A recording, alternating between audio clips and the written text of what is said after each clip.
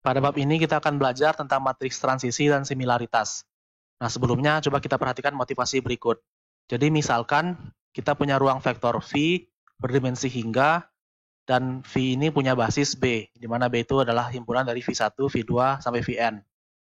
Nah, di sini ingat bahwa pemetaan linear dari V ke V ini memiliki matriks transformasi T relatif terhadap basis B ya.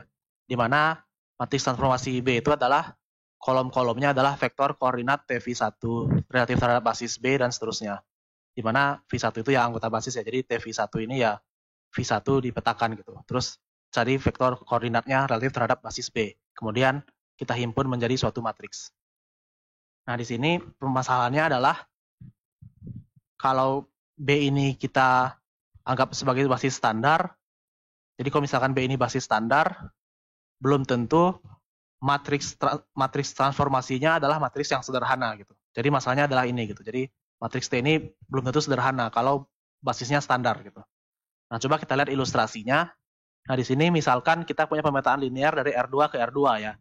Nah, misalkan dia suatu pemetaan linear, dan misalkan pula pemetaan T ini memiliki matriks transformasi TB relatif terhadap basis standar B. Ini basis standar B, matriksnya diberikan. Jadi misalnya ini matriks transformasinya. Artinya apa? Artinya ini pemetaan linear ini dapat kita tuliskan dalam bentuk perkalian matriks kan. Artinya Tx sama dengan matriks transformasinya dikali vektor X. Oke. Nah, di sini hal yang perlu kita perhatikan adalah matriks transformasi ini tidak tunggal gitu. Kalau kita menggunakan basis yang berbeda untuk pemetaan yang sama, kita akan mendapatkan matriks representasi atau matriks transformasi yang berbeda gitu. Jadi matriks ini nggak tunggal. Matriks ini kita dapatkan karena basisnya standar. Kalau basisnya tidak standar, nanti matriks transformasinya berubah lagi, beda lagi. Nah, bagaimana cara mencarinya gitu? Jadi misalkan di sini kita punya basis yang lain ya. Jadi misalkan B aksen itu adalah basis yang lain bagi R2, di mana U1 aksen itu adalah vektor 11, dan U2 aksen itu adalah vektor 12. Nah, di sini kalau kita mau mencari matriks transformasi T relatif terhadap basis B aksen, ya berarti kan kita caranya adalah kita mau cari dulu V1 ini kan basis kan, dipetakan basisnya, terus cari vektor koordinatnya. Nah, di sini kan basisnya U1 aksen, U2 aksen. Berarti kita petakan dulu U1 aksen, U2 aksen ini. Kalau kita petakan, berarti kan terhadap T ini kan. Kita petakan, berarti ya tinggal TU1 aksen, artinya tinggal matriks ini dikalikan vektor U1 aksen. Vektor U1 aksen itu adalah vektor 11, ini vektor 11, kita kalikan, dapatnya vektor 22. Vektor 22 itu adalah 2 kali U1 aksen. Begitu juga dengan U2 aksen, kita petakan, jadi kita dapat TU2 aksen, kita hitung dapat vektor 36. Dan 36 ini adalah vektor 3 kali U2 aksen itu. Artinya di sini vektor koordinat TU1 aksen dan TU2 aksen relatif terhadap basis B aksen itu adalah vektor 20 dan vektor 03. Di sini 20 karena di sini kan hanya 2U1 kan. TU1 kan hanya 2U1. U2-nya nggak ada. Nah, berarti dalam kombinasi linear basis B aksen ini kan 2U1 aksen ditambah 0U2 aksen. Makanya di sini jadi 0. Begitu pula dengan vektor koordinat TU2 aksen relatif terhadap basis B aksen. Di sini nggak ada U1-nya, makanya jadi vektor 03. Artinya pemetaan yang sama, pemetaan T ini, pemetaan yang sama memiliki matriks transformasi yang lain relatif terhadap basis B aksen. Terhadap basis B aksen yang ini. Matriks transformasinya berarti gimana? Ya, vektor yang pertama ini menjadi kolom 1, vektor yang kedua ini menjadi kolom 2. Dan di sini kalau kita lihat, jadi ini matriks transformasi yang lain untuk pemetaan yang sama ya. Jadi pemetaan yang sama itu punya tidak hanya memiliki satu matriks transformasi, tapi bisa lebih dari satu gitu. Nah, di sini kalau kita lihat matriks T relatif terhadap B aksen ini matriks diagonal kan. Dia lebih sederhana dibandingkan matriks transformasi yang diberikan sebelumnya pada soal gitu. Tapi kedua matriks ini adalah punya transformasi linear yang sama gitu. Artinya pasti mereka saling berhubungan dong. Nah, itulah pertanyaan besar kita pada bab ini gitu. Jadi kita ingin mencari apa hubungan antara vektor antara matriks TB dan matriks TB aksen. Nah, untuk menjawab pertanyaan di atas, kita butuh dulu suatu konsep untuk mengubah peran dari basis B ke basis B aksen.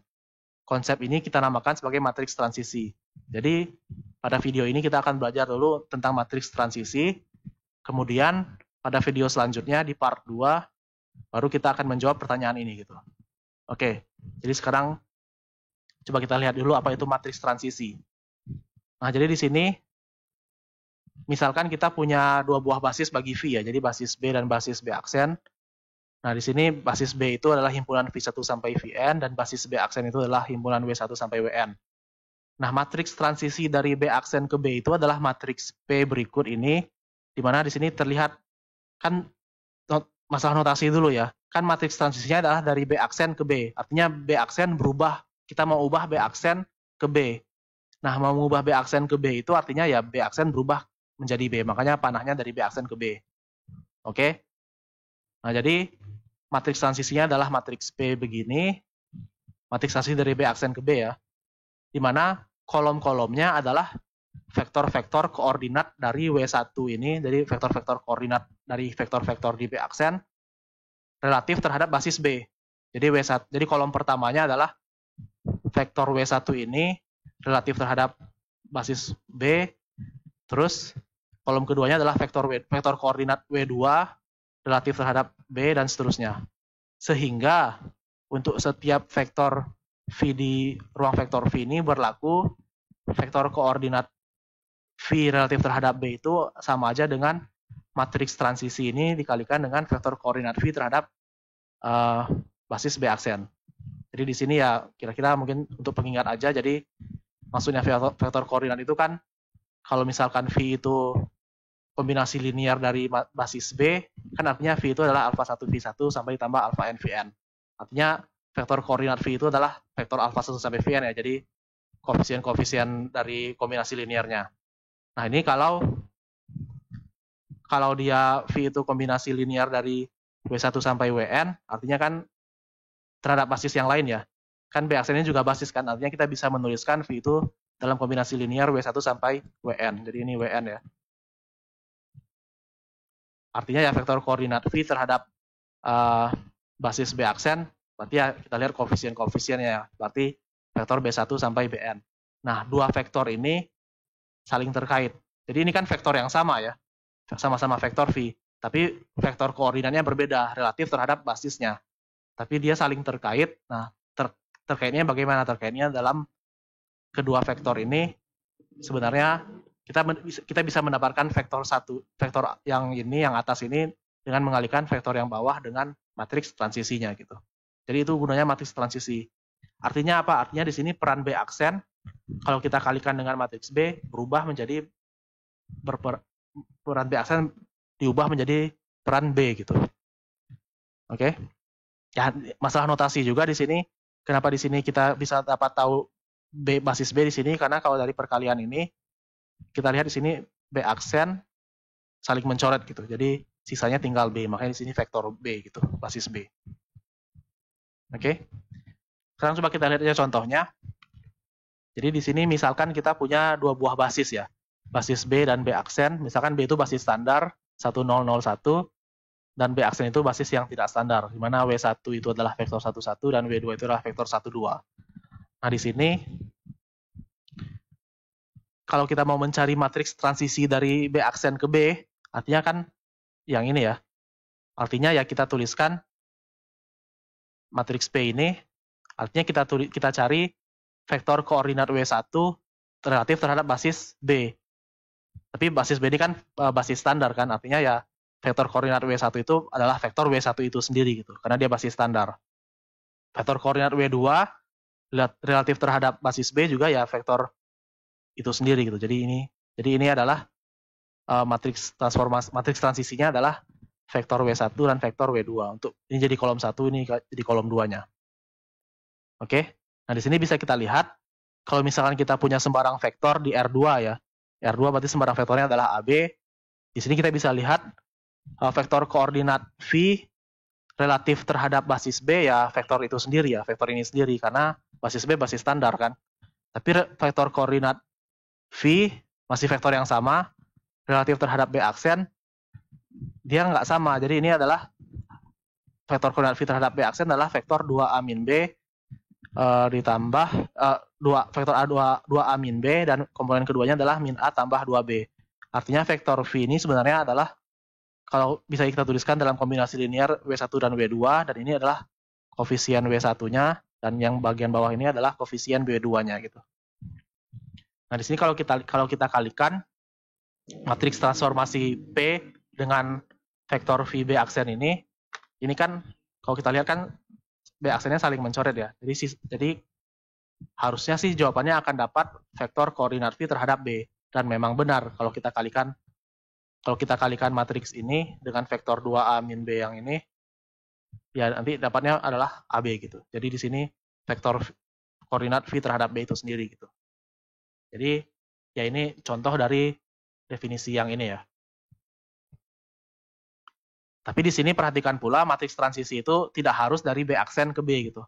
Memang definisinya adalah didefinisikan dari B aksen ke B ya. Tapi sebenarnya kita bisa utak-atik gitu. Jadi ini bisa juga dari matriks transisi itu dari B ke B aksen. Nah, kalau dari B ke B aksen ya tinggal notasinya berbalik semua gitu. Jadi ini panahnya bukan dari B aksen ke B, tapi dari B ke B aksen. Terus vektor W ini kita ganti jadi vektor V. Oke? Jadi ya di sini bisa kita lihat pada contoh yang sama, kita juga punya matriks transisi dari B ke B aksen. Artinya panahnya dari B ke B aksen ya. Terus mencari vektornya bagaimana? Mencari vektornya adalah ya kita tulis E1, E2, kolom-kolomnya ya, kolom-kolom matriksnya itu adalah matriks E1 relatif terhadap basis B aksen dan vektor koordinat E2 relatif terhadap B aksen. Nah, jadi ya kita cari E1 itu sama dengan apa dalam kombinasi linear W1, W2 gitu. Terus E2 juga sama dengan apa dalam kombinasi linear W1 dan W2. Yaitu vektor koordinatnya. Nah, di sini langsung dihitung aja. Jadi di sini vektor koordinat E1 terhadap B aksen adalah vektor 2 min 1. Ini artinya ya E1 itu artinya adalah 2W1 dikurang W2 karena vektor koordinatnya adalah 2 min 1. Oke? Dan di sini kita bisa lihat juga vektor koordinat E2 terhadap basis B aksen itu adalah min 1, 1. Artinya di sini kita bisa tulis E2 itu sebenarnya adalah min W1 ditambah W2 gitu. Nah, itu artinya vektor koordinat, dan ya ini kita dapat matriks transisi dari B ke B aksen. Nah, di sini kalau kita hitung matriks ini, kalau kita kalikan dengan vektor koordinat V terhadap B, yaitu vektor V itu sendiri, di sini kan kalau kita lihat kan B-nya saling mencoret ya. Jadinya artinya kita akan dapat vektor koordinat V relatif terhadap basis B aksen. Nah, kalau kita hitung ya memang benar. Jadi matriks ini kita kalikan dengan vektor koordinat V relatif terhadap B, ya kita dapat vektor ini. Dan vektor ini sudah kita lihat tadi, ini adalah vektor ini adalah vektor koordinat V relatif terhadap basis B aksen gitu. Oke, jadi contohnya seperti itu. Nah, terakhir di sini kalau kita perhatikan pada contoh di atas, pada contoh yang ini, kita akan lihat VB ini adalah matriks P dikali VB ini vektor koordinat V relatif terhadap B itu adalah matriks transisi dari B aksen ke B dikali vektor koordinat V relatif terhadap B aksen. Ya kan? Jadi di sini VB itu adalah P dari B aksen ke B dikalikan VB aksen. Tapi VB aksen sendiri kita hitung juga dia sama dengan P matriks transisi P dari B ke B aksen dikalikan dengan vektor koordinat V relatif terhadap basis B. Ya kan? Jadi si VB aksen ini berubah menjadi yang ini gitu. Ya ini kalau kita substitusikan jadi seperti ini kan. Si VB aksen ini gitu. Artinya apa? Artinya karena VB itu sama dengan P kali VB sendiri, jadi ini ada VB lagi. Artinya di sini ya matriks perkalian matriks ini harus jadi identitas, ya kan? Harus jadi identitas. Oke? Dan ini selalu benar secara general gitu. Jadi terakhir kita punya lema berikut. Jadi misalkan kita punya basis B dan basis B aksen, ini adalah basis bagi V, maka matriks transisi dari inverse dari matriks transisi gimana ya? Jadi matriks transisi, kan kita punya matriks transisi dari B aksen ke B. Nah, inverse-nya itu adalah matriks transisi dari B ke B aksen gitu. Jadi intinya seperti ini gitu. Oke, dan contohnya ya bisa kita lihat di sini. Untuk sebagai contoh, kalau kita mau ngitung, di sini kan kita punya matriks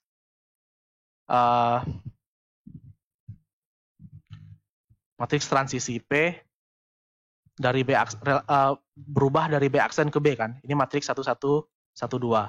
Nah, ini kalau kita inverse-kan, hasil inverse-nya adalah matriks transisi dari B ke B aksen. Jadi panahnya dibalik. Jadi inverse dari ini adalah matriks ini gitu. Jadi 2 1 min 1 1. Jadi ini sebenarnya adalah matriks P inverse dari B aksen ke B. Matriks inverse yang di atas. Jadi ini adalah contoh dari lemma yang ini.